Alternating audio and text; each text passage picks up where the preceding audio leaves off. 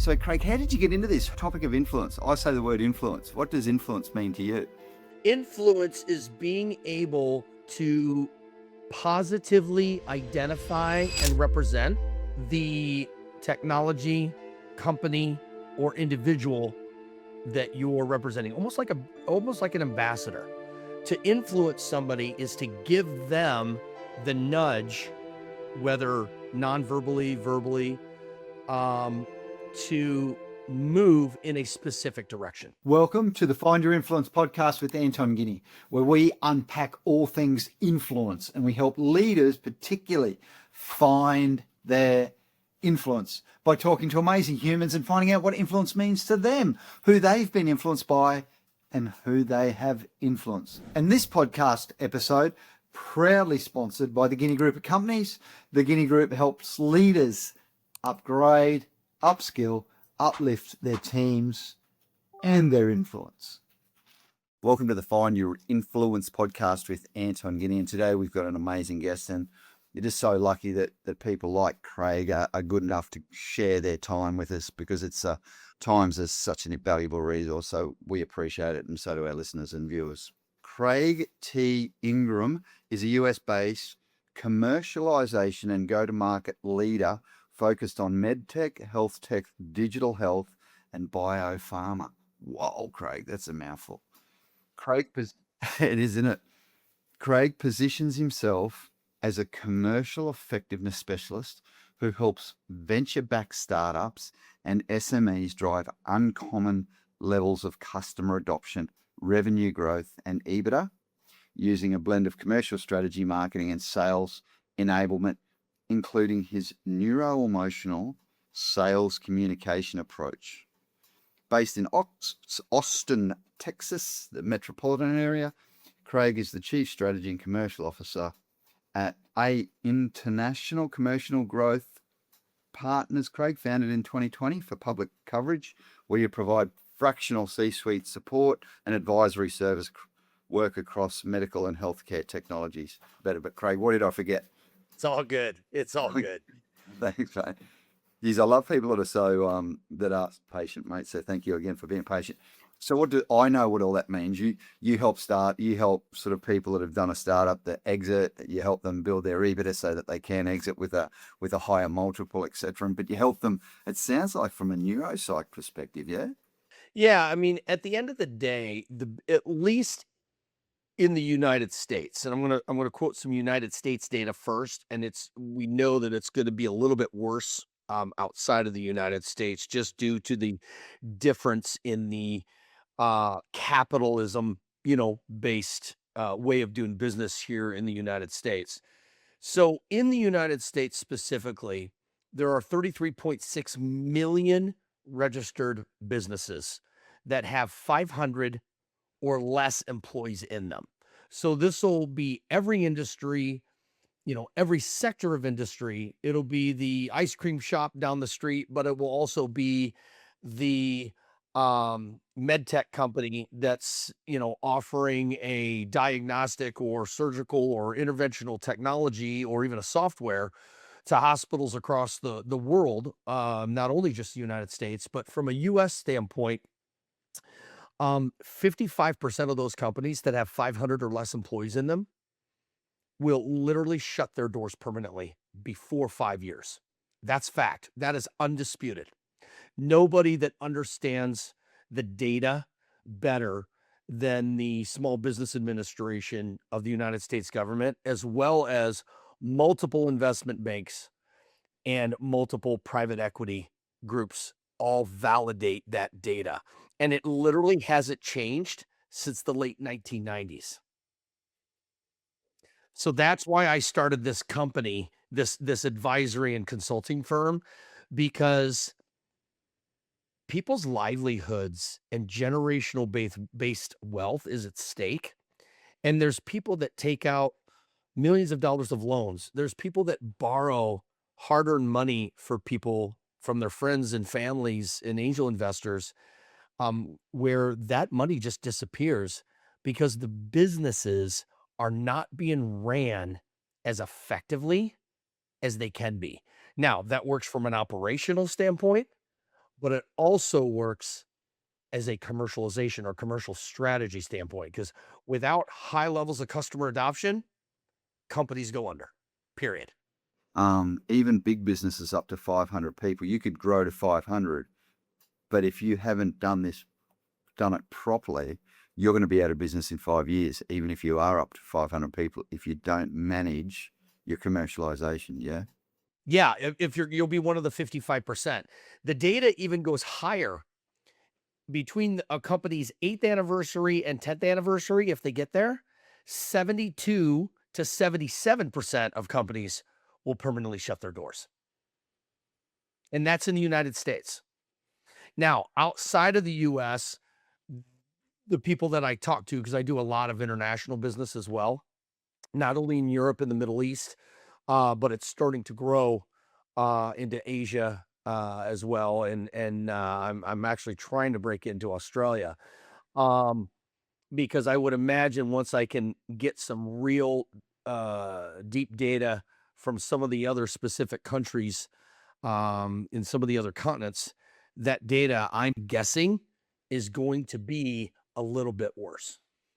Wow. Well, I feel very lucky, Craig. I've been doing this for 21 years, so I feel like, geez, I could have been. Business is stacked against us. Yeah, right. You know, the stats are stacked against us. So in saying that, Craig, and let's put a sort of a layer of influence over the top of this. What can you do to influence, or what do you do as a consultant, let's say, to help these businesses get better, to grow better, and to get a stronger customer base so that they do survive into perpetuity? So my advisory firm is split into 2 divisions.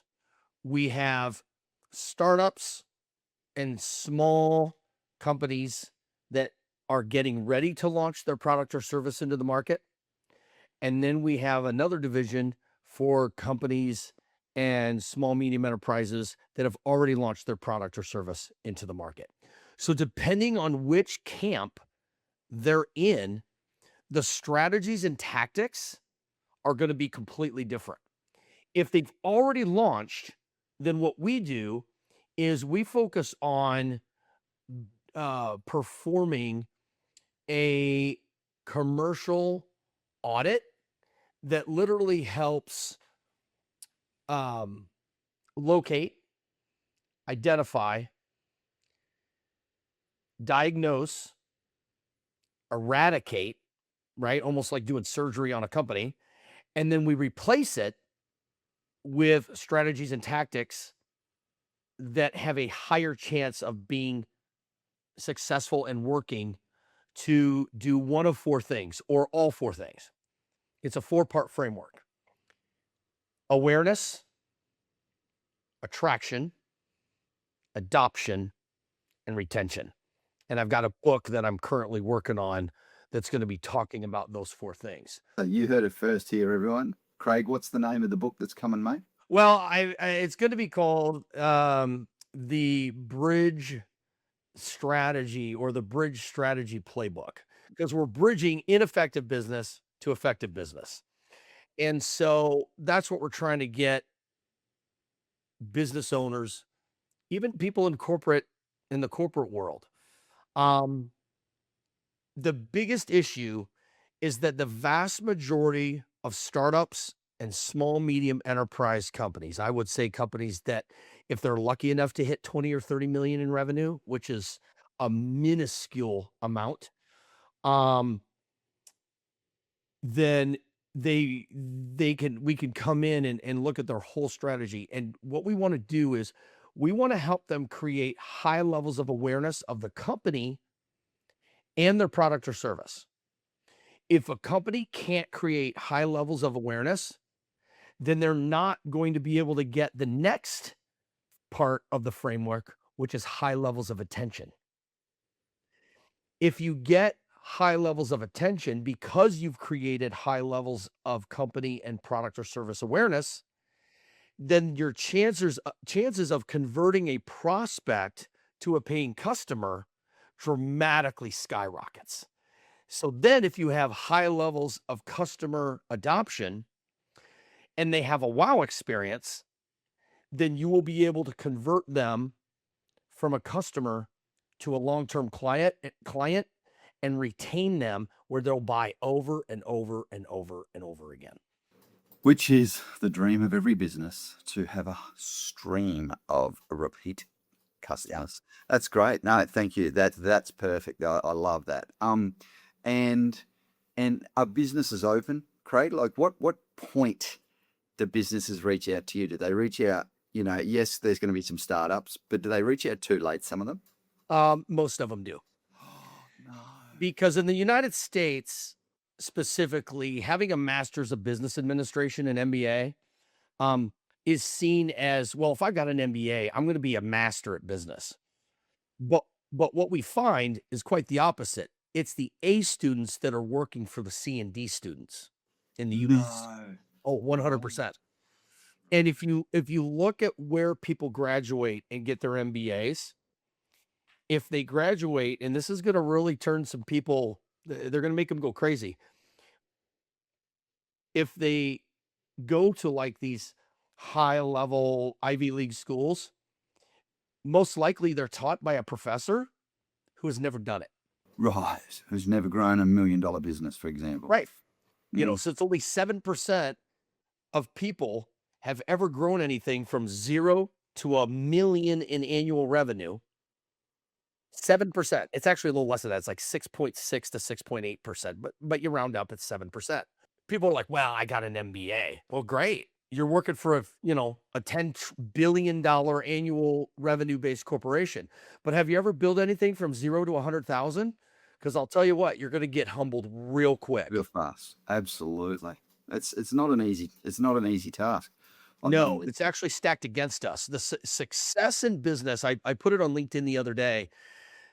The word success in business is so overused and over-manipulated that the vast majority of people in business are not successful, because success has to be defined revenue converting into profitability.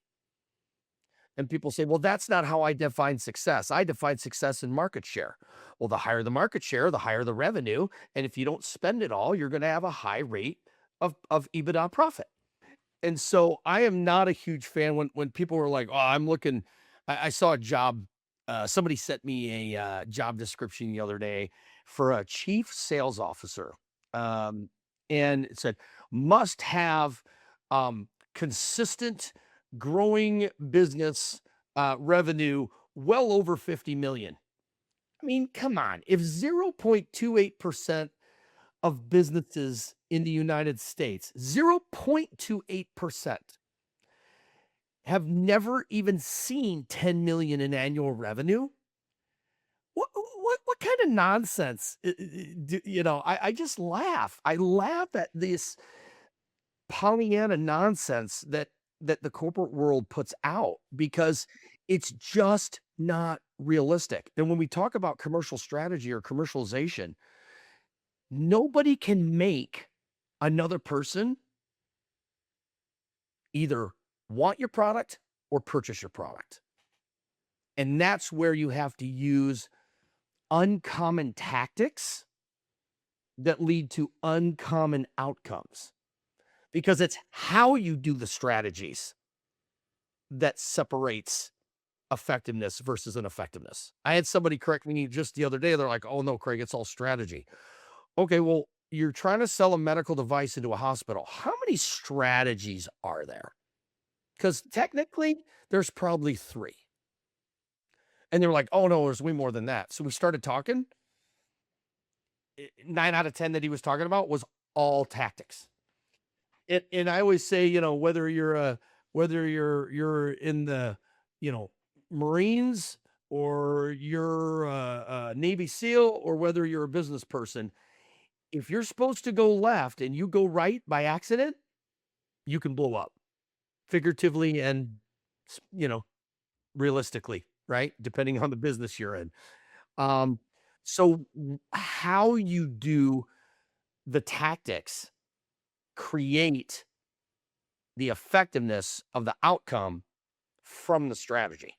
Wow. And for all our listeners who might not be business focused, or our viewers, strategy is very high level, and the tactics are, the things that you do on a daily basis to really make your strategy happen. Yeah. Is that a good way to put it? They're Great way to put it. And a lot of people get confused by that. So I was talking to a lady the other day who's the CEO of a startup, and she's getting some venture capital. And she was like, I'm really trying to figure out what strategy I do, or I should use to try to get to these OBGYN physicians. And I said, well, there's not a lot of strategies because your target market are OBGYN physicians, right? The vast majority of what you're going to do is tactical execution, right? Are you going to focus on the OBGYN physician? Are you going to target them in their office so that they'll get to try the product and um, get familiar with the product before they present it to their hospital team, right? Or are you going to go directly to the hospital, which I don't recommend, by the way. So I said, you really only have two strategies. All the rest are going to be tactical. And this is somebody from a very prominent school who is struggling on how to launch a technology from scratch, which is very normal, because the majority of people in my industry, in the life science industry, whether it's biotech, pharmaceutical, medical device, medical software, whatever it might be, they come from large strategic companies that are multinational, multi-billion. Well, the way that you commercialize a product in those companies, because they're so large, is a 180-degree difference from a company at zero where you're trying to get to the first 100,000. course. But that's not popular to talk about. For those big brands, all they really need to do is launch a new product. They've got the marketing dollars. Their strategy is just be prolific and let everyone know about it. And then by osmosis, because you've got enough products out in the market already, people pick up the next thing because they trust you. It's like, I love Simon Sinek where he says Apple, we're a computer company, but then they sell iPods and Right. Simon's spot on. Because we trust them. And and I think and there's brand loyalty that comes with that size of a brand. Like you think Nike, and you're running shoe with carbon plate, us consumers as a runner, or as actually me, someone who runs, will just buy them on blind faith and just go, you know what, beautiful. They're the next thing. So it's easy. And when you think about it, if you were to dive deep into the construction of the shoe, it may not be the best constructed. I'm not saying it's not, but I'm just saying if you compare it with other shoes in this example, there might be a better, well-constructed shoe for the same price. And guess what? It might be a startup who's got an innovative idea. Right. And there are a few shoe startups out there at the moment. There's actually a couple of brands coming onto the market. I thought, I should give them a try. They look like they might be all right, and give them a bit of a, foot up or a leg up, so to speak. Yeah, But, right. So absolutely. But that's an interesting conversation. So Craig, how did you get into this? Who influenced? So actually, very, very quickly first, topic of influence. I say the word influence. What does influence mean to you? Influence is being able to positively identify and represent the technology, company, or individual that you're representing, almost like an ambassador. To influence somebody is to give them the nudge, whether non-verbally, verbally, to move in a specific direction. Okay. So it's having a positive effect, and the way that you do that is giving them the nudge to move in the right direction. And so what's the skill set? What's the... In today's world, you got to do really stupid things on social media, and then you become a social media influencer. Dance. But when it comes to real business effectiveness, you have to be able to either do it or alone, or do it with somebody, so that the results that they see is either happening or is likely to happen based upon um, putting together the right strategy and implementing the right tactics, so that result is more likely to happen. It, it's funny. Again, I talk to people all day long because that's kind of my job. And I always tell people we are not missing or we are not anemic in intelligence in the world, but we are anemic in wisdom, because wisdom is the proper use of intelligence. And so, at least here in the United States, we have brilliant minds, but we don't have a lot of wisdom. And that is why, for over 30 years, the rate of company failure hasn't changed. And it's not because they're underfunded from investment. They're underfunded because they're not converting prospects to paying customers and then retaining them as clients. They're not doing the 4-part framework correctly, to be quite frank with you. They're not creating awareness. They're not creating attention. They're not creating high levels of customer adoption because of those two things. And they're not creating high levels of retention, converting customers into clients. I love that model, Craig. I think that's just so, that's just so much in 4 words. That's just like It's uncommon. It's not taught in universities. It's not taught in the MBA programs. At least in the United States, it's not. You could go to Harvard and some person's going to tell you all about entrepreneurship. And then when you ask them, hey, tell me about the companies that you started from scratch, they're going to go, well, I'm a professional professor. Well, what are you teaching entrepreneurship for if you've never built something? Not even an ice cream shop? Really? And you're teaching it? Come on. I love that. I love that. And that's and influence, you think about, and I love that example, Craig, because you think about influence and you think about, who we allow ourselves to be nudged in the right direction by the human, and maybe it's a lecturer. But one of the first things that we always say about influence is that there's got to be some proof. You have to have a track record or some sort of experience doing it, and it's really hard. And you brought it up a couple of times that it's sort of hard to be influenced by someone who hasn't done it. But I guess students are. Hey, they're everywhere. They're everywhere. All these influencers are everywhere. And I sit there and go, how can you look up to somebody that hasn't done it? Like, I was fortunate enough a few times to be hired twice by the same CEO. And he had 6 different startups over his whole career. And he came from a large strategic back when he was young. But over 33 years, he did 6 startups. All 6 startups but one, he sold for well over $100 million. Here's the thing, though. He had one startup that didn't do so well. What does everybody do? Focus on the one startup that didn't do so well. He did 6. Oh, absolutely. It's ridiculous.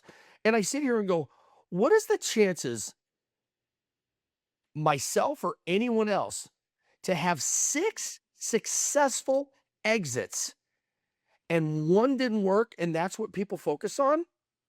It's asinine. It's ridiculous. Mate, most people don't have one successful startup, Craig, let alone 5 successes and one learning experience. Wow, congrats, man.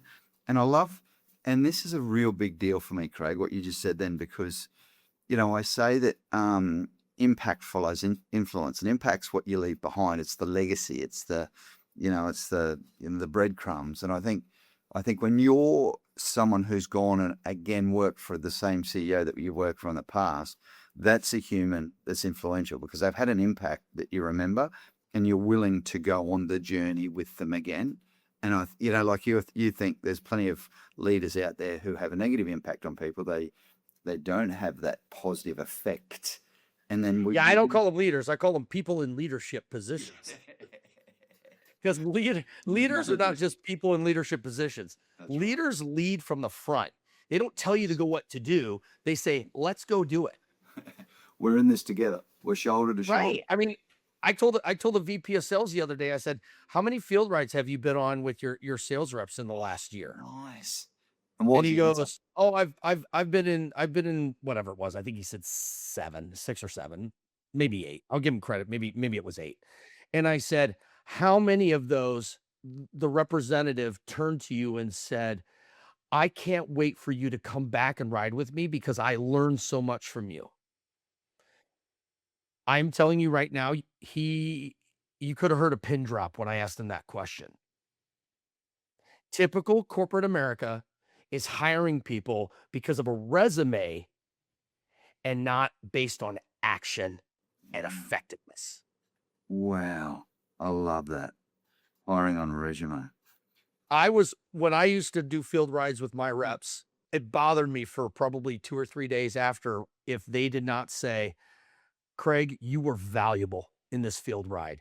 You helped me figure out how to get in a certain hospital or a certain physician clinic that I've been trying to get in for 8 months, 9 months, 10 months." Because you know what I'd say? "Listen, I'm not here to run your territory, but you know what? You've been trying to get." So I remember this one situation that I was working with a company that was providing wound care technologies.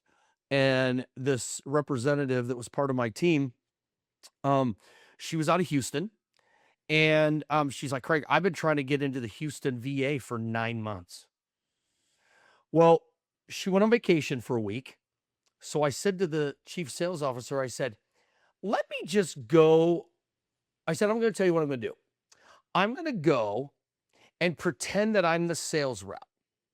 And I'm going to find out how hard it is to get into the Houston VA hospital." And she was like, "Are you really going to do that?" I go, "Yeah, because I want to see how hard it is. I don't know. I've never been there." And to this day, I've only been there twice, but this was the first time I was going to go. So I went, parked my truck in the parking lot, took a little shuttle to the area and signed in because you have to be signed in the US and you got to have credentials. And so I had my credentials. And what I did is within an hour and 40 minutes, I met 8 out of 9 people, but I got all 9 emails and cell phone numbers. I came back, sent it to the rep and to the chief sales officer, and I said, here are 8 people I personally met. Here are 9 emails. One of the person wouldn't see me, but I got their email and their cell phone number. And these are the people that she needs to contact to introduce our technology into that hospital system. And the chief sales officer was like, "Well, Craig, I know she's been trying for 9 months." I said, I don't know what to tell you. I've never been here before." I said, so I said, "We need to have a training on how to introduce medical technology Into hospitals. into hospitals." Love it. Love it. Now tell me, what's the back end of that story, Craig? Did that salesperson get into the hospital and get your technology into it?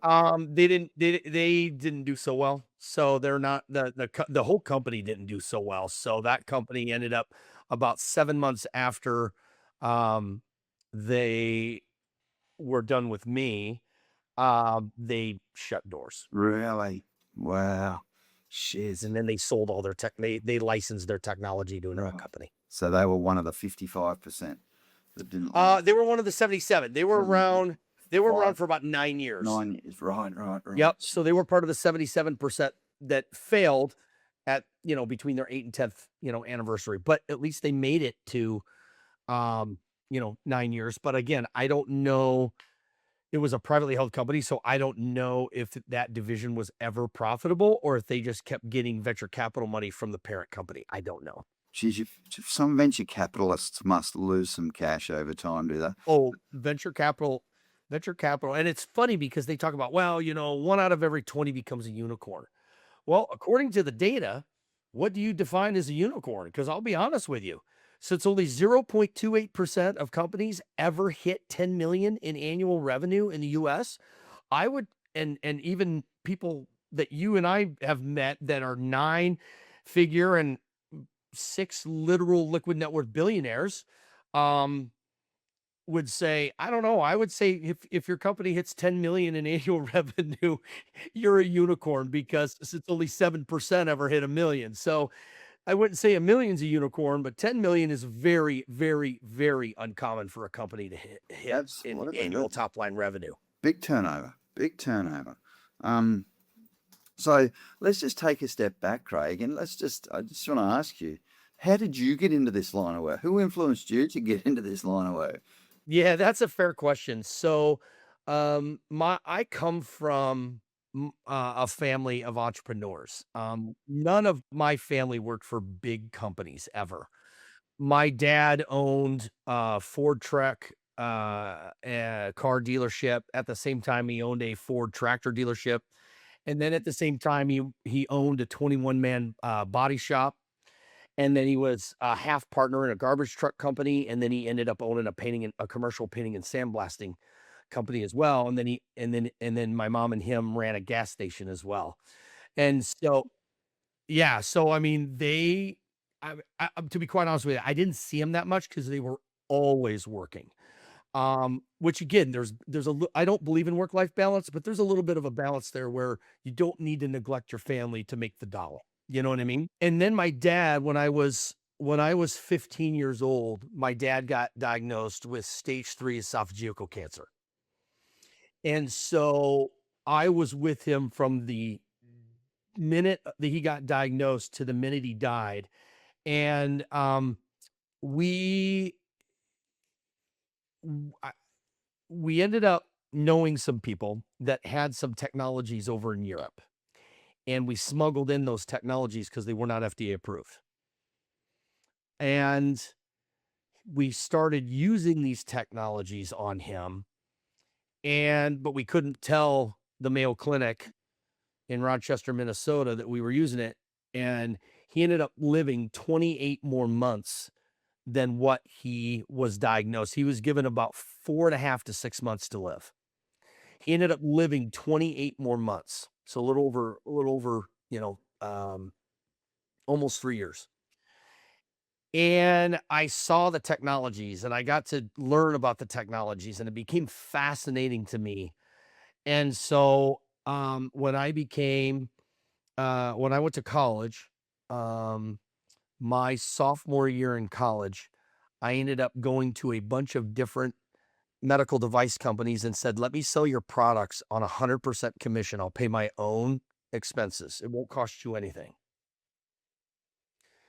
And I got 4 companies to say, okay, we'll see what you can do. I outsold full-time people, and I was selling these devices in between classes at university. No way. I did. Sheesh. Yeah. And Then I went out and hired 4 independent reps under me, sub reps. And so, and I couldn't get to a place, I'd pay them to, do the procedures and stuff like that. And this is why you're still at uni. Uh-huh. Stop it. Yep. Stop it. So driven. I love that. Yeah. So And after that, I went to Johnson & Johnson, which is, as you know, a big corporate mammoth. That's, the second largest healthcare company in the world with literally over 230,000 employees worldwide. And they saw me as somebody who was rogue. They saw me as somebody who didn't follow the line. Well, I'm not a yes man. If I see something that's more effective, I'm going to pursue it, because time is money, right? You only get about 1,000 minutes a day. And if you waste 100 minutes, you're wasting $100.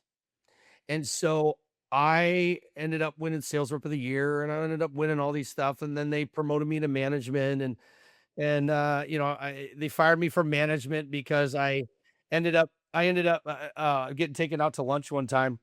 And I got fired from this one small division, and I went to another division while I was there. And it was funny because the VP of the West, I was an interim division manager for the Western US. And so I was flying from New Jersey to California every week.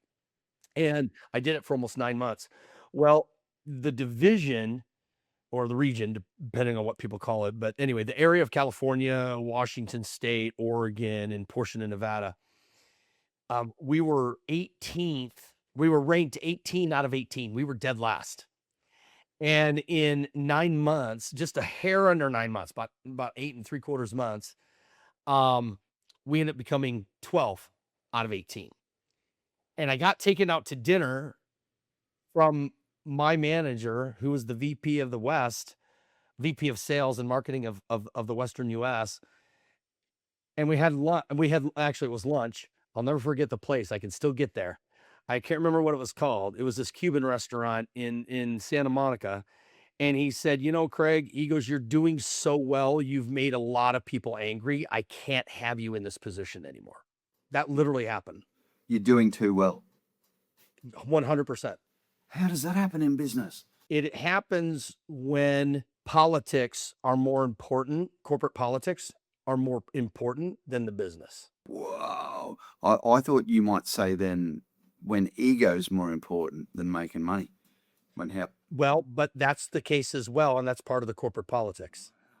So I had to transition what I did and all of my plans to the person that replaced me.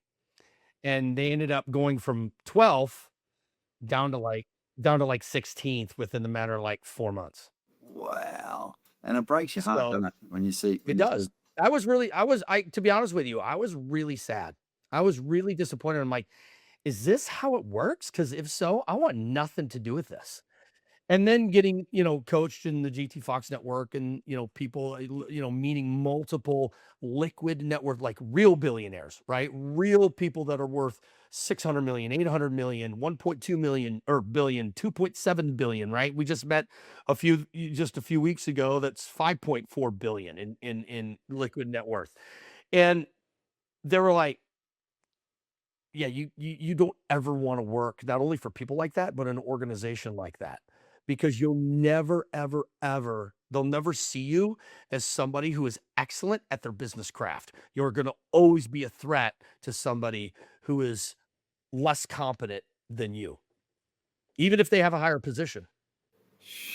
Less competent, higher org chart role, but still fearful that you're going to outshine them. Don't outshine the master. The first rule, the 48 rules of power. Unbelievable, Craig. Yeah, this is real. I mean, this is real. I've got the date. I printed off some of the stuff that I probably shouldn't have, but I printed it off, and I've got that as proof that it is part of my it is part of my career memoir. Your story, the backstory, the origin story. Mate, that's off tap. So from a leadership perspective, Craig, this is what I'm really intrigued by now. We've sort of talked about leaders and we talked about politics then and how some people do it quite poorly. What's your take on leadership and how important leadership is in the businesses that do thrive, that do, I guess, achieve a big EBITDA and a big, exit, opposed to those that don't? And I guess you've given us one story about ego and politics, but in general terms, how important is leadership and what is leadership and how do you get it right? Leadership is being able to get your team, however big it is, to buy into the vision, the mission, and the execution. And it is leadership. What's missing in the overwhelming vast amounts of people in leadership roles. Notice I didn't say that leaders and, the people that are in the vast majority don't take care of people who are under their care. Whoa. Right. Really. You're going to write that down. They don't take. So it's all about care factor for you, Craig. Number one, care factor. If somebody is struggling under my leadership, I am 100% responsible, whether people agree with it or not. I am 100%. I could be 7 layers away from them. I am still 100% responsible. Now, maybe that responsibility is to say, if you don't increase your business effectiveness in your craft, whatever your craft is, whether it's selling, whether it's marketing, whether it's regulatory, whether it's accounting or, whatever it is, it's my job to get them up to par to where they need to be. But they have to have the desire to increase it. I can give them the money to go take the courses. I can give them the money to go get coached. I could give them the money. I could give them everything. But if they are not willing to step up to the plate and take 100% of ownership on their portion, I can't have them work for me. But at the end of the day, no matter what, I'm 100% responsible. Maybe I'm 100% responsible for hiring them or having somebody hire them under me. Either way, what we're missing, at least in corporate America, but I've been told that this is happening in corporate world as well, is too many people are pointing the finger that it's their fault and their fault and their fault. They're not looking in the mirror and going, I am 100% responsible. I screwed up. I didn't give them enough time to fix what needs to be fixed because I was worried about X, Y, or Z, right? So there's a partnership to the people to do or enact or implement your vision, mission, and strategy and tactics. But I think that when people in leadership start telling people at a micro level how to do their job, then you have people that do not know how to manage and lead. Micromanagement. Yeah. Micromanagement really has nothing to do with the person being micromanaged. It's 100% whoever is in charge of them That's right. having no confidence Yep. in their ability to manage and lead. Absolutely.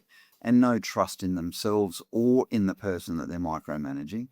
And all of the things, well, if I need it done right, I need to do it myself. All that sort of old style thinking in you. I coach so many leaders now, Craig, that I just hear all the, a lot of that stuff. Not so much anymore, not from the good leaders. I must admit, we're lucky. I've probably got 80% of our clients, Craig, are probably high performing, and we're lucky that the high, isn't it? Most of the people that come to us are the high performers that want to get even higher performing, which we're grateful for, because it's really that we work with the 1%, as we say. What's the thing in your calendar that we can fix, or what's the thing in your your languaging that we can fix. And so it's very, very specific around, and it's quite tactical to a degree, because a lot of leaders know the strategy, their organizations have got a strategy, but it's around how they execute. I love that word, execution. I know a former U.S. Navy SEAL who used to lead the Texas Bureau of Counterterrorism, and he was part of SEAL Team 9, I believe is what it was, if I remember right. And he told me, he said, there's not that many strategies when you go to do your business. There are a few, but it's all about tactics. And he was the one that said, if I'm going to go extract a hostage in the Middle East, he said, there's really not a lot of strategies. There's maybe 6. You got to pick one of 6. But then, do I take a right? Do I take a left? Do I hold for 10 minutes before everybody gets into place and we, execute a bomb to blow the gate? And I was like, wow, that is so mind-blowing. That analogy could be absolutely used in business, in any industry. Well said. And I love the book, as you were talking about responsibility, Craig. I love the book Extreme Ownership. It's the amount of times, and we've been That asked. challenged me. I'll tell you what, I was really uncomfortable reading that book. Don't worry. Back about Don't 7 worry. years ago. Don't worry. I was really uncomfortable. I didn't agree with all of it. I'm like, how can I take responsibility for somebody 6 levels beneath me that I've met twice? Doesn't matter. You're in that role and you better take ownership, and not some manipulative, I take 100% ownership for not doing what they need to do. Get rid of that nonsense. That's manipulation, and I've heard people say that in companies, and I call them out. And I don't call them out to be mean. I call them out because I'm like, do you want to play games? Well, it's Christmas season, right? So do you want to play reindeer games, or do you want to do real business? What do you want to do? I like it. I love it. And we've been called in to, I'll get a company ring and they'll say, Anton, have you read the book Extreme Ownership yet? Can we do a course around it? Yep. We do a leadership training, and can you make that the theme? We want our leaders to take ownership. And the word in Australia at the moment is accountability. We use that word a lot, and that's cool. And what I've seen, Craig, is when this is a new concept to a lot of leaders, it's actually confronting the words extreme ownership. It's like it is, and if it's around you, you own it. If it's in your space, it is 1000% on you, and you will be held accountable for the actions of the people in your teams or in their teams. And that's a big deal for some leaders to really get their head around. And I think once you do, everything changes in your world. I say to my team members, don't worry about mistakes because they're all on me anyway. They know that they can try stuff and make mistakes. But here's the thing, Craig. This is the one thing that I really, really share with my team in particular. I had a great staff member for 12 years and Alison was her name, and she's a beautiful human, gone on to fly. And she said, Anton, I own my shit. It's like ownership. I own my shit. I said, okay, great. And part of owning her shit was telling me when she'd made a mistake. And I'd go, okay, cool, I get that. But then I realized that I was fixing them all. Like I'd pick up the bomb, the grenade, and go and sort it. Whereas I now realize that ownership has to happen at all levels. But ownership for Alison was try to fix it herself. And then, and the results are still on me. But if Alison could fix it first and then tell me afterwards, I'd think that was so much better than just coming and saying, well, here's the grenade, here's the bomb. Because this is the thing about leadership is we own it as senior leaders, but so do other people in the organization. I think extreme ownership goes all the way down, but it still stops at the top. But you imagine if every level owned their patch, all of a sudden it becomes easier for the whole org chart, Craig. That's my take on it. Don't just tell your leader that there's a problem, expect your leader to fix it. That's not, in my world, extreme ownership. But, I think, anyway, probably semantics, talking around in circles. No, I don't think it is semantics. I think that's a good chunk of responsibility. Yeah, cool. Mate, you've been amazing. This has been really intriguing. This is like a high-level business conversation, and I certainly hope that our listeners and our viewers have sort of taken something away from all of this. Yeah, me too. Thanks heaps. Where are you? So you are in I'm in Austin, Texas, in the Texas, United States. and you haven't got a cowboy hat on. I don't even own a pair of boots. I own a pair of work boots, but not cowboy boots. I grew up in Iowa. I've lived all over the United States. I've spent so much time overseas. And I'm doing a lot of work right now for European and Middle Eastern companies that want to come to the US. So I'm starting to help them out and met with the health minister of Malta last month. And looks like I'm going to be doing some great stuff over there for the Department of Health and Human Services and the Ministry of Health in Europe, but specifically Malta. And I'm looking for companies to work with that I can bring over to Malta when they want to have a European, Middle East, Africa based distribution, because instead of paying 38% tax like they would in France or UK or Italy or other countries like that, they'll pay 5%. So I could save them a boatload of money. And if they stay there for 12 months and work with us during those 12 months, then the government of Malta will give them a 1.5 million euro grant that they never have to pay back, that can help them scale. Go Malta. And this is breaking news. I just literally got the contract. No, what's today? Today is Wednesday. Would have been last Thursday. Go Malta.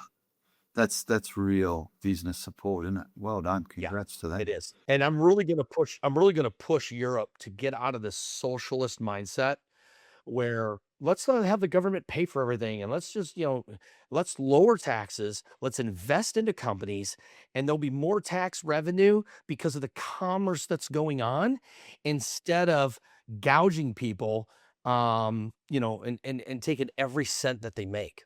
No, the great strategy. I love your work, and we need more business advocates out there like that doing that work for us. Craig, you've been amazing. One big question, and this is how we got connected, of course.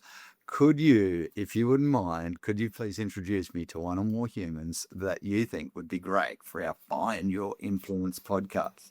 Absolutely. Yeah. I've got somebody right in my mind. He's my co-partner that's based in Rome. Great. And be more than happy to do that. He's a British guy who is he's a major influencer. I don't consider myself an influencer in any way, shape, or form.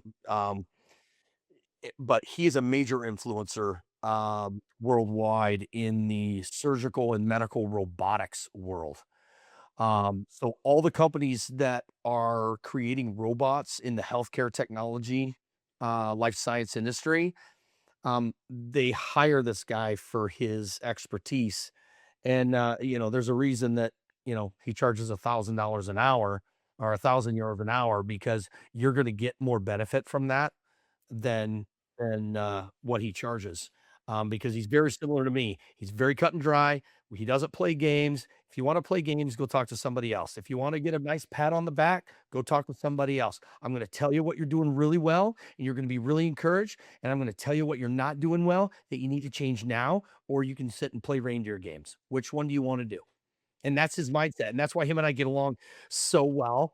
I told him, I said, you're like the only Brit that's probably in Italy that,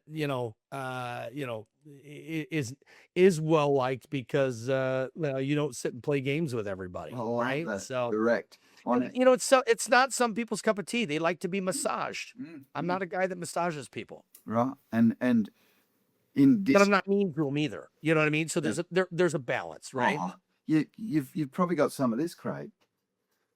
You I know, 100%. The only reason I'm not working full time for another company, a multi-billion-dollar company, or other, companies that could probably pay me a lot more than what I'm making now, and I'm doing very well. But my point being is I don't want to see people shut their doors prematurely before they can get a merger and acquisition opportunity. But it's happening, and the data isn't changing. And so, again, like I said at the top of the podcast, we don't need more intellect. We need more wisdom. oh, That's what's missing in business. that'll be the mic drop moment, Craig. Good job. We don't need intellect. We need And I'm still trying to get wisdom, right? I still pay for coaches, absolutely. because I don't know. Somebody says to me, "Hey, Craig, who's your mentor?" I said, I don't have mentors. Mentors are going to tell me what I want to hear. They're going to massage. They're going to come to me softly. I'm going to pay for a business coach who has had 2 $1 billion exits and 3, $400 million exits, right? Those are the people I seek after. And I think I just wear them down, and they're like, fine, I'll coach you. You know what I mean? And, I still pay them, or pay their charity or something like that. But, I just think I won't give up. If I see somebody who is overly ultra successful and have built multiple companies in multiple industries from scratch, I'm going to do everything I can until they either block my phone number, put a restraining order against me, or just say, okay, I'll coach you. I love that, Craig. What a great way to finish. And that is the power of getting coached. And then you end up successful like Craig Ingram. And Craig, that's just been an amazing conversation. Thank you so much. Thanks for having me. This was awesome. Oh, it's good fun, eh? I really like what you're doing too. Thanks. It's awesome. Oh, thanks, mate. Been lucky enough. I've been in business for forever now, and we got clients all over Australia. Not so many in the overseas, but I'd love to talk to you, maybe offline, and we have a follow-up conversation. Maybe Be more than happy to. Around whether there's some opportunities to work maybe with your organization, or to even help you to get over here. And obviously I'd love to coach your clients with you if you're not doing the leadership work. If you are, great. But no, I'm not really. I'm just teaching them what to do, how to do it, why they should do it, and then go do it. And I'm going to keep you accountable, right? If I added leadership to my business to-do list, it wouldn't work, right? Like, so I need to teach people I'll let you work on the mindset and teaching them the uncommon ways of how to lead. And then we come in alongside of these companies and people in leadership and show them how to do it more effectively so that they don't end up going broke. Help them succeed. I love it, mate. I love it, love it, love it. Thank you for listening or viewing our Find Your Influence podcast with Anton Guinea. Another great chat. Please be one of the 10% of people who follow and subscribe and like our videos so that you can get more of them and you can hear more of our amazing conversations, the conversations that I get to have and that I get to share.